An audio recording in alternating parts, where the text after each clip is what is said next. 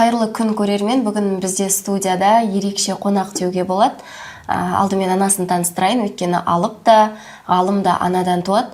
Бүгін бізде студияда Әйгерім Саматқызы және оның ұлы ерекше дарынды, ақылды, 5-ші сынып оқыса да бірнеше ғылымға, бірнеше салаға қызығып, өзінің шағын зерттеулерін жүргізіп жүрген, болашақта бәлкім елдің атын танытатын мықты ғалым болатын студия қонағы Әкім. Әкім, сәлем. Жасың нешеде? 10-да. Өзің туралы айтсаң, аты жөнің, толық жасың, нешінші сыныпта оқисың, бауырларың бар ма, жалпы қай салаға қызығасың, қызығушылығың қандай, осы туралы?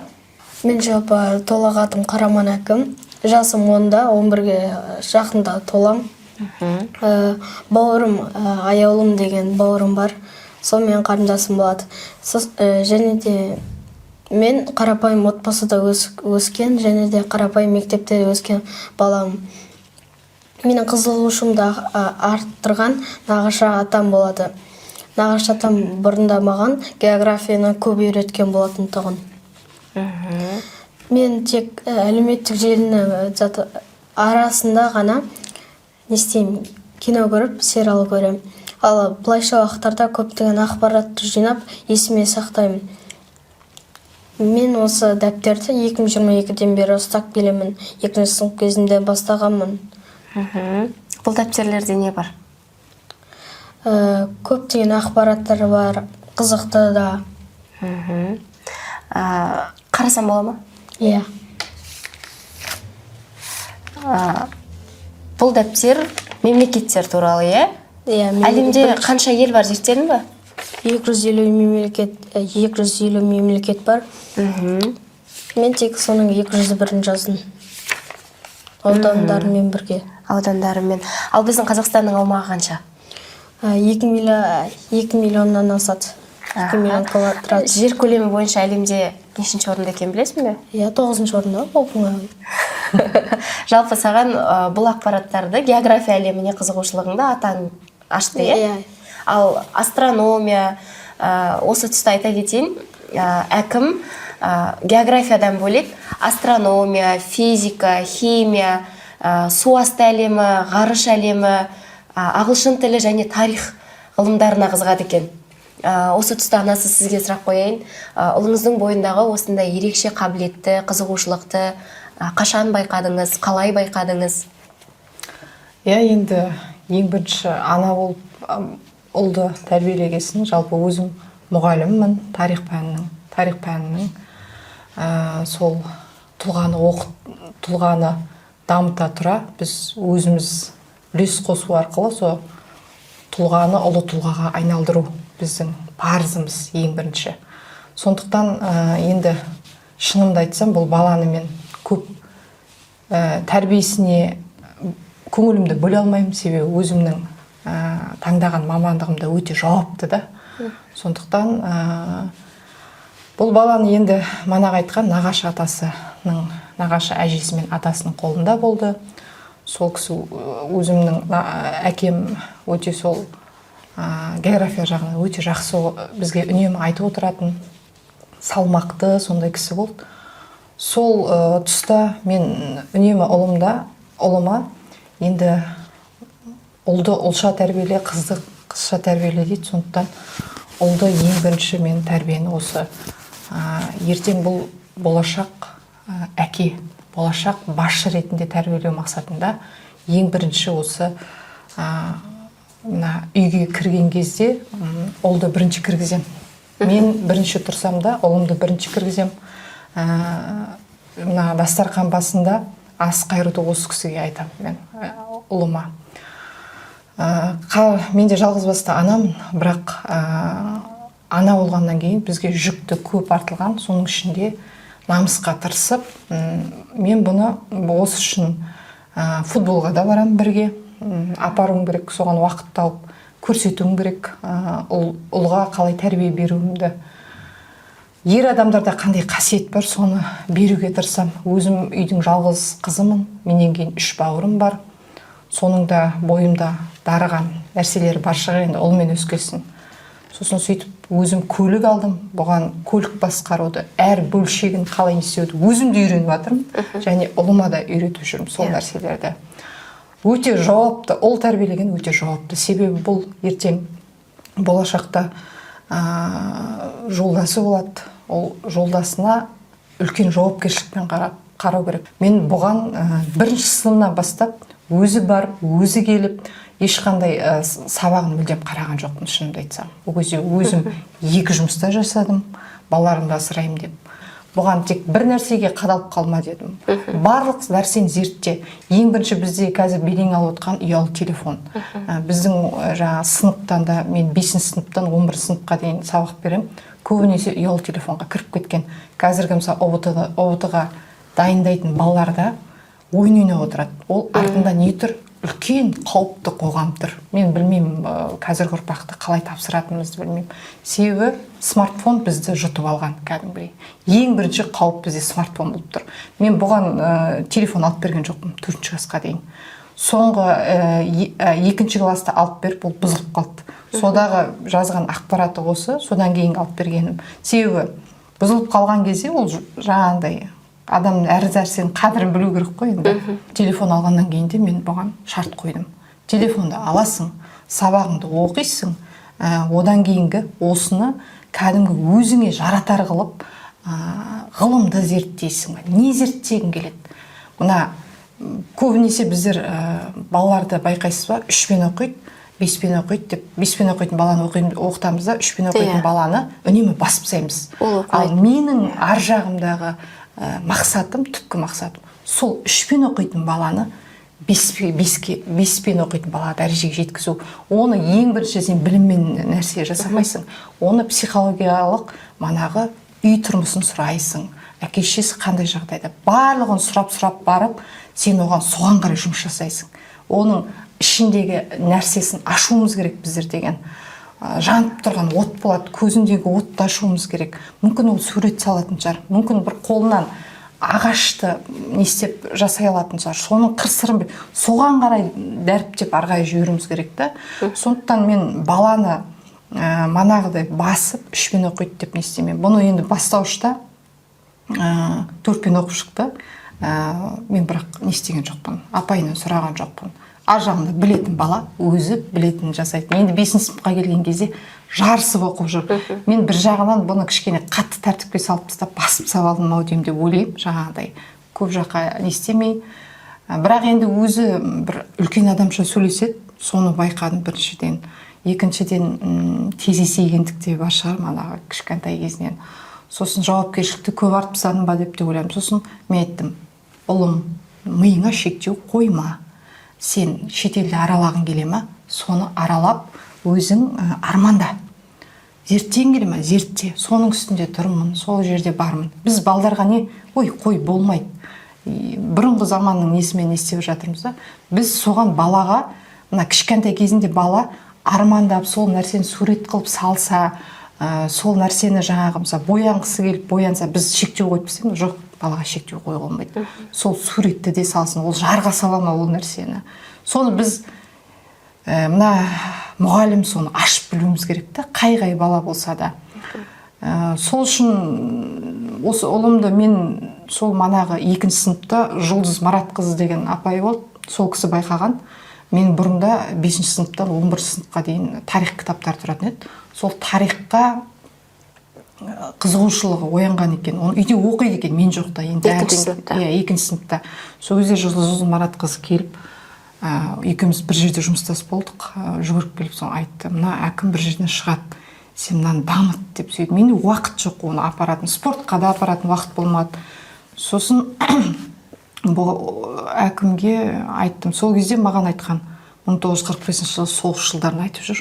Бұл значит тарихты біледі уже. Ол сол кезде тарихты ішіп алған екен. Содан бастап мен сол не істегеннен кейін Жұлдыз Маратқызы өте жақсы мұғалім болды. Бұны сахнаға шығарды, ортаға шығарды. Сөйтіп бұл ашылып бастады. Енді қарапайым мектепте оқиды, бірақ енді соны ашылуына, арғай дамуына өзім де көмектескім келеді. Оған уақыт тапшы, Сондықтан мен үйден дайындала бер, барынша іздене бер, барыңды біле бер. Қазір ғаламторда бәрі, әлеуметтік желіде бәрі үйренуге болады ғой. Анаған барың білетін, үйден құрастыр деймін. Гордонды алады, бірдеңені сызады, жасайды, өзі жасап жатады. Мен сосын үйден құрастырып жаса. Мен қазір мен сені ана жаққа мына жаққа апаратын уақытым жоқ. Мен келем дегенше сағат 8 болады. 8-де қай жаққа апарасың бұны? Сондықтан енді барымша тәрбиемді беріп жатыр. Енді біздің мына тарихта да барлық нәрсе экономикасы дамиды ғой. Біз Германияда да, тарихта да бүйтіп зерттеп қарасақ, ұлттық құндылықты дәріптеу керек екенбіз. Мысалы, қарапайым менің үстімде ою, мені қазір мысалы көріп отқан адам, сол оюға, Қазақстанның оюы ма деген сияқты бір сондай адамда миында қалып қояды да. Сондықтан біз ұлттық нәрсені көп зерттеуіміз керек. Мен әкімге де айтамын, Қазақстанда сен сол ұлттық нәрсеңді мына әлемге паш ететіндей нәрселер жасаса, сол манағы зерттеу барысы болсын, сен ғаламды зертте, су астын зертте мүмкін. Сол нәрседе бір саған түйін шығаратын, осы Қазақстанның атын шығаратындай да. Өз елін сүю керек ең бірінші, өзін сүю керек, ана тілін сүю керек. Сосын WhatsApp желісінде де айтам, қате жазба. Қазақшаны кәдімгідей қазақша жаз. Аллаға шүкір, қазір қазақшасы жақсы, өте жақсы. Әкім, сен атыңды кім қойды, білесің ба? Нағашы атам қойды. Жақсы. Мен жалпы осы әкім деп ең алғаш әлеуметтік жерде көрдім ғой, жаңағы анаңмен сөйлесіп отырған үстел басындағы әңгімеден көзім шалып қалды. Аты да ерекше, қызыққан бағыты да ерекше деп қойдым. Өйткені кішкентай балалардың жалпы ғылымға қызыққанын мен көрмеппін. Студияға қонақ қылып шақыратын кезде де, шынымды айтсам, мұндай ақылды баламен сөйлесуге, сұхбат құруға менің өрем жете ме деген сұрақ мазалады мені ең бірінші. Маған қызық болғаны, сол видеода сен анаңа жаңағы галактика туралы айтып жаттың. Бізге де айтып берші, мысалы, құс жолы деп жатады, жер планетасы, әлемде қанша жұлдыз бар деген сияқты. Мен жақында көзім шалып қалды. Біз 9 планета деп оқыдық қой енді, 8 планета. 8 планета деп оқыдық. Негізі 8 емес, әлемде көп, бірақ зерттелгені 8 деп айтады. Сол туралы сен не дейсің? Жалпы қанша планета бар екен? Қанша галактика бар екен? Мен жалпы 3-ші класстан бері ғарышқа қатты қызықтым. 1-ші класста мен деген күн жүйесін білдім. Ол қай уақытта құрылғанын білдім да. Ол кезде де динозаврлардың аттарын кішкене білдім. Мен жалпы ғаламда галактика әр секунд сайын көбейе береді деп ойлаймын. Себебі ғалам деген шексіз болады ол. Оның бітетін жері жоқ. Ғаламдар әлі көп сияқты. Және де мен екінші әлемдегі тіршілік бар деп ойлаймын. Қай жерде бар деп ойлайсың? Мысалға мен ақпарат, мен TikTok-тан әлеуметтік желіден көріп қалдым.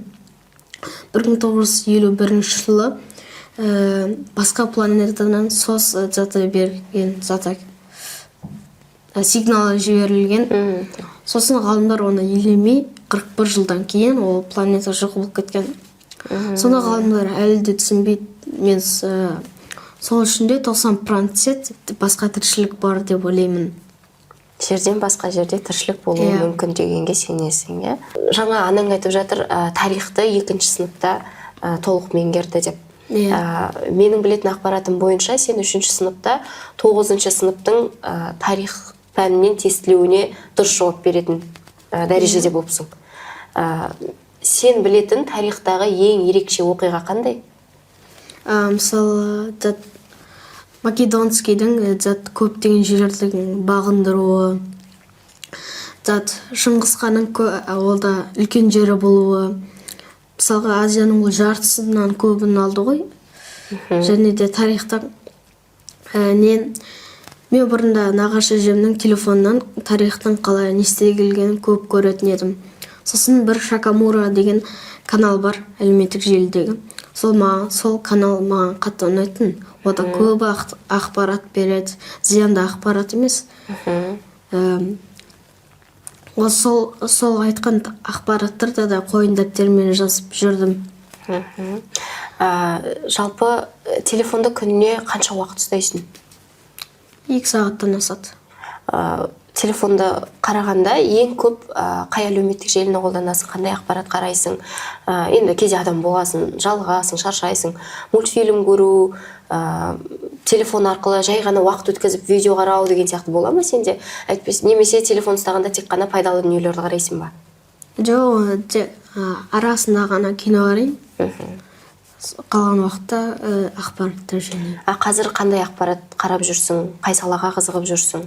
Ғаламға қатты қызығып жүрмін, сосын тарих екеуі. Барлығына да әлі қатты қызығым. Соңғы білген ақпаратың қандай? Ең соңғы оқыған фактың? Планеталардың аттары, қара құртының қалай пайда болуы, және де сосын өзім ана Стивен Хокингтің қалай қара құртын зерттегенін. Қара құрдым деген ол? Айтып берші бізге сол туралы. Қара құртым жалпы ол заттың ғарыштың шаңғы болып табылады. Ол кез келген затты сорып, оны жұта алуы мүмкін. Негізі қара құртымдардың көбінесе квазар болып келеді. Мысалы атон 618 Phoenix A, UCT 18S18 дегендер. Бұл ғаламшарлар ма сенің айтқаның? Жоқ, квазар мен қара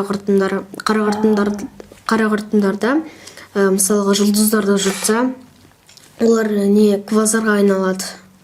Сол арқылы сондай болады. Мысалға біздің галактикалардың арасында бір Milky Way деген галактиканың арасындағы затта сол шетінен 2 миллиард шақырымды құрайтын бос кеңістік табылған.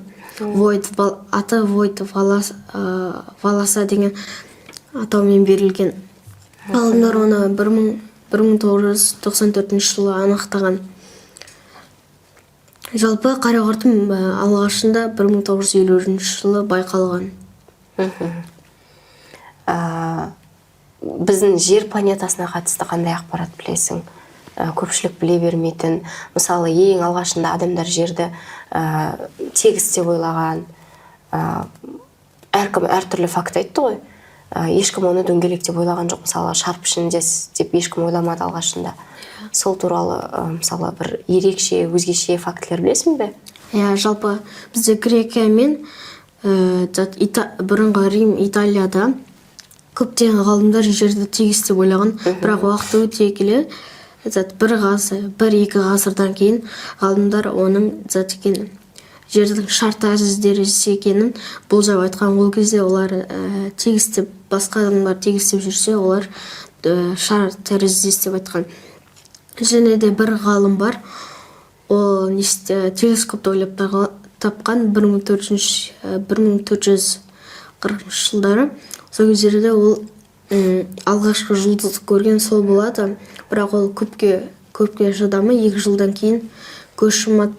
Содан кейін адамдар оның схемасын тауып, көп рет пайдаланып, сол арқылы басқа да ғалымдар зерттеп бастаған. Ал сен болашақта кім болғың келеді? Осы галактиканы, күн жүйесін зерттейтін ғалым ба, әлде атыңа сай әкім боласың ба? Кім болғың келеді? Мен астрофизик болғым келеді. Сол астрономияны зерттейтін ғалым болғым келеді. Барлығын зерттейтін ғалым болғым келеді. Сен химияға да қызығасың, е? 5-ші сыныпта химия оқытпайды. Қазір кестедегі, Менделеев кестесіндегі барлық элементті білесің бе жатқа? Жоқ, мен тек заттарды жазған. Судың, мысалы, қоспасындағы нәрселер, мысалы. Сутек, оттекті. Оттек, соларды зерттеп берген. Мысалы, химиядан бір ақпарат айтшы, қызықты. Химия туралы зерттегенде айта ғой? H2-ның заты оттек 89%-ын құрайды, заты сутек 11%-ын ғана құрайды. Осылай жаңа бірнеше қосылыстарды білесің, е? Тағы қандай білесің? Жаңа анаң бір қышқыл туралы айтты, сол туралы айтсың. Азот қышқылынан адам тек зымыранмен өтіп кетсе, жерге қатты қауіптенеді, және де спутник арқылы азотты қабатын жарып өтпейді. Зымыран болса, ол жарып өтуі мүмкін. Бұл ағылшынша атаулар екен ғой. Сен ағылшын тілін сол үшін үйреніп ба, ғылымды зерттеу үшін? Жалпы енді мен балаға бізге ғылым керек. Ғылым керек, иә, міндетті түрде. Иә. Қазір енді біз шынымызды айтсақ, білімге қарай жол тартып жатырмыз да. Бұрынғыдай бізде заман жоқ.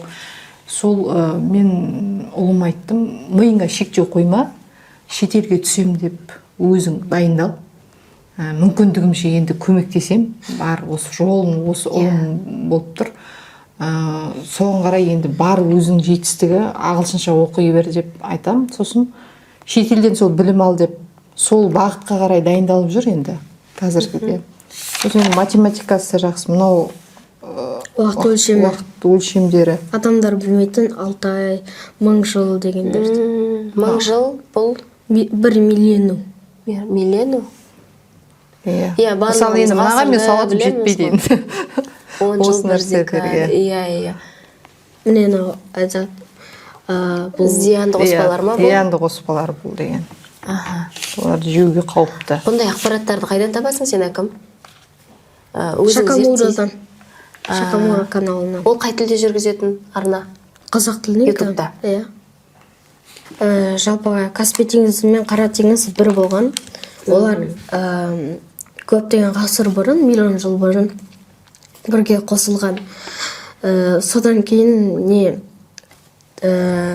жануарлар олардың ортасынан көптеген су ішеді. Андай мойызын бір үлкен динозавр бар. Солар көптен ішеді.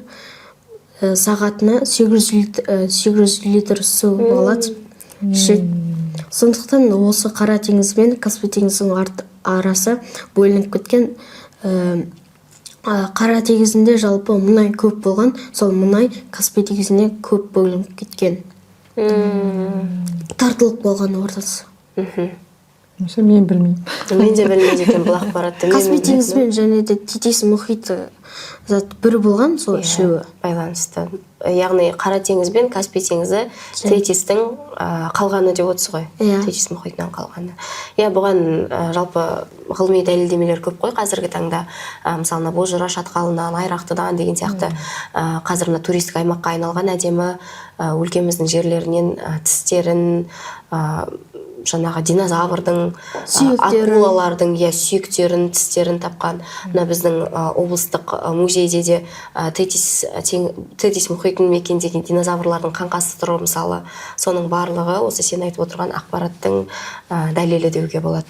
Алдағы уақытта қай саланы зерттегің келеді?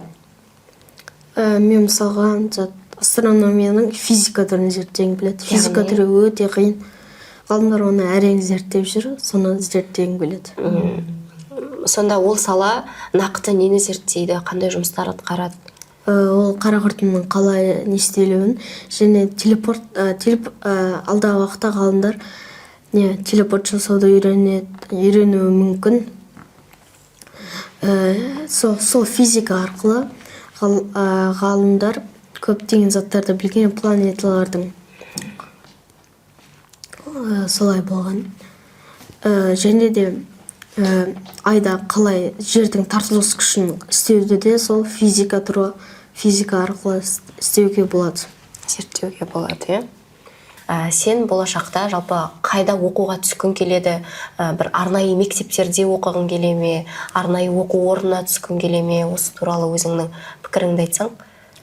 Мен жалпы ақш-тағы оқуларға түскім келеді. Соқта көптеген ақпарат. Ол жоғары оқу орны ма? Иә. Ал мектепке қайда түскің келеді? Осы оқып жүрген мектебіңде ары қарай дамыта аласың ба осы саланы? Ғылымға қызығушылығың? Мен жалпы оны ойлаған жоқ. Жалпы енді нишаға дайындағымыз келіп отыр. Бұл жаңа физика, математика жағынан ғой. Астанаға да барғымыз келеді. Баланың болашағы үшін барар едім мен, мысалы. Мүмкіндігінше, бірақ осы жазда мен нишаға дайындаймын деген бұл баланы. Арман мақсаттарыңызға жетіңіздер. Әкім болашақта елдің атын шығаратын мықты ғалым болсын. Өзі армандаған физика ғылымдарын зерттейтін, астрономияны зерттейтін үлкен ғалым жігіт болып өссін. Тек қана сәттілік тілеймін. Анасы, сіз де аман жүріңіз, ұлыңызды қызықтаңыз, қызыңызды қызықтаңыз.